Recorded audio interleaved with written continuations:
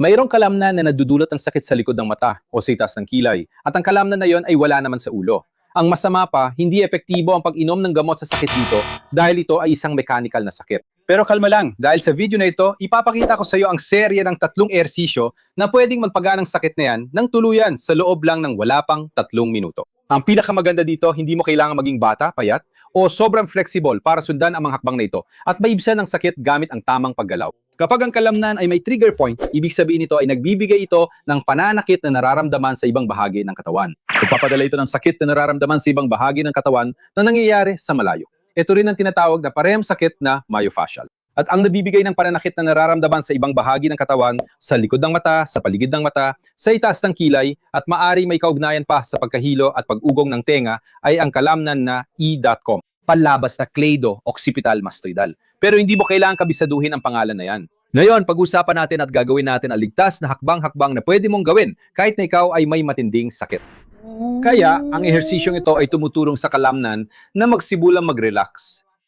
Isa itong uri ng paghahanda para matulungan tayong ma-deactivate ang trigger point sa mas ligtas at hindi ganong masakit na paraan. Bukod pa rito, nakakatulong din ang ehersisyong ito na mapabuti ang sirkulasyon at unti-unti nang napapaluwag ang fascia.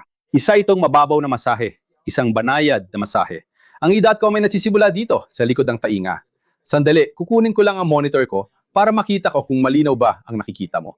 O ang E.com ay nagsisimula dito sa likod ng tainga at bumababa hanggang sa simula ng buto ng dibdib. Kaya ito ang daan dito, itong bahagi na ito ang i-masahe natin. Hawakan mo sa harap at sa likod. Mahalaga na gamitin mo palagi ang kamay sa kabilang panig. Mas madali para atin na kontrolin. Sige, hawakan mo dito sa harap at sa likod. Itutulak at hihilahin mo itong laman ng kalamnan na hindi pinipisil, hindi pinipuwersa.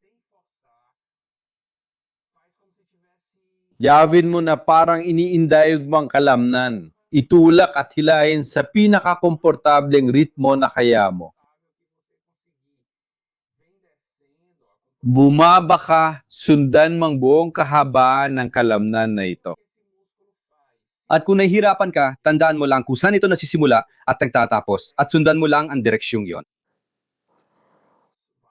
Umakyat ka, bumaba, huwag bang madali ha? Gawin mo ito sa ritmo na komportable para sa iyo. Mararamdaman mo na unti-unting nare-relax ang kalamnan mo. Tip, kung nahihirapan ka, pwede mong gawin ang ehersisyong ito ng nakahiga. Tingnan mo, imasahe mo lang, dahan-dahan, pataas at pababa sa kalamnan na hindi nagmamadali sa loob ng 1 minuto. At tip number 2, kung masakit sa magkabilang bahagi, imasahe mo rin sa magkabilang bahagi. Ate, syempre naman. Itong ehersisyo na ito ay para i-deactivate, para patayin ang trigger point. Naganda na tayo pero mahalaga pa rin na maintindihan mo ang dalawang bagay. Ang una ay i-deactivate natin ang trigger point sa bawat gilid. Kaya hahanapin natin ang punto na nagpapasimula ng sakit na nararamdaman mo, na siyang sanhi ng sakit na gusto nating maibsan. Huwag mong gawin ng 2 o 3 beses.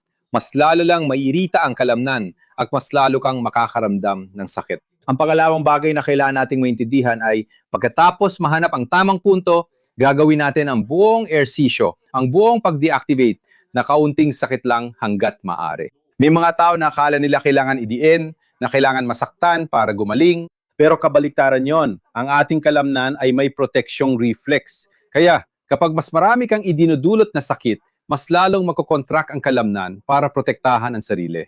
Aray! Sumasakit ang leeg ko. Simulan natin sa paghahanap ng trigger point na gusto nating i-deactivate. Kunin ko ulit ang monitor ko.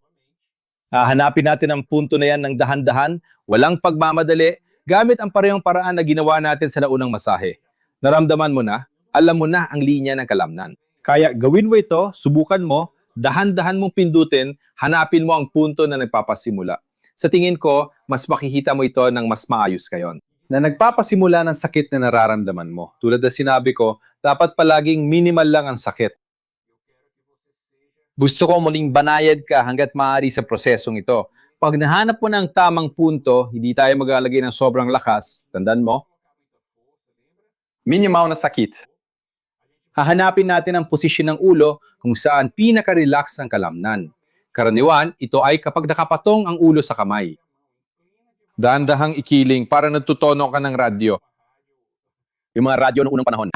Nangyari ito 84 na taon na ang nakalipas. Hanapin mo ang posisyon kung saan pinakarelaksado ang kalamnan. At dito, ipagpapatuloy mo lang ang parehong presyon. Banayad lang ang presyon, kaunting sakit lang. Sa posisyong ito, huminga ka ng relax ng kahit 1 minuto o hanggang mawala ang sakit, hanggang matanggal ang buhol sa ilalim ng iyong kamay. Kung alin ang mauna.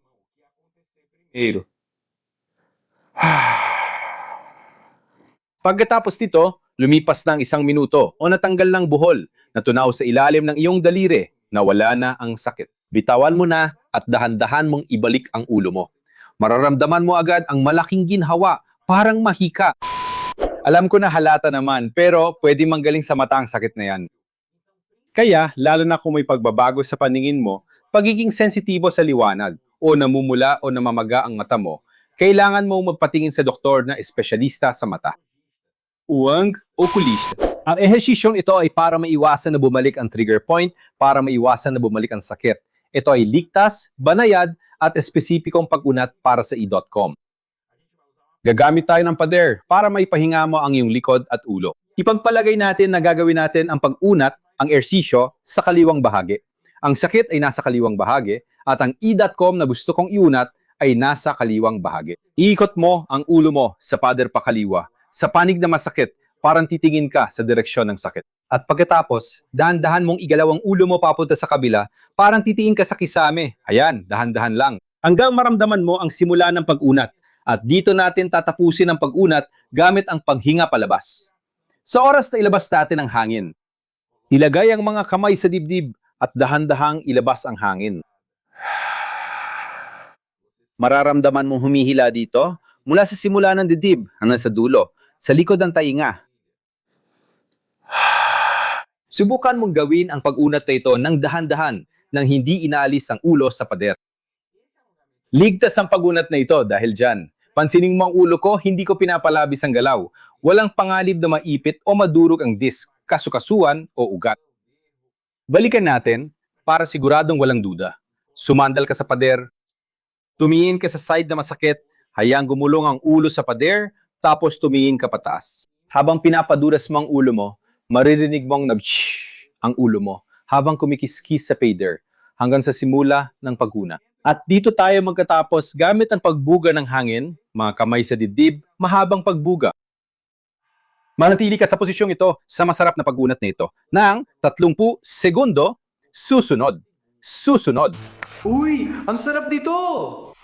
At para mas mapabuti pa, mahalaga matutunan natin kung paano maibsan ang pressure sa leeg. Ipapakita ko ang madaling paraan para gawin ito sa video na ito. I-click mo lang dito sa screen. At para sa iyo na nanatili hanggang ngayon, ano ang naging mas maganda para sa iyo dahil sa mga ehersisyong ito? Iniwan ko bilang regalo ang buong sequence na ito. Walang putol, walang abala. Para lang sa iyo, i-play mo lang at gawin ang buong routine kasama ako. Ay click mo lang din dito sa screen. Hanggang dito na lang muna ako. Malaking yakap at hanggang sa susunod.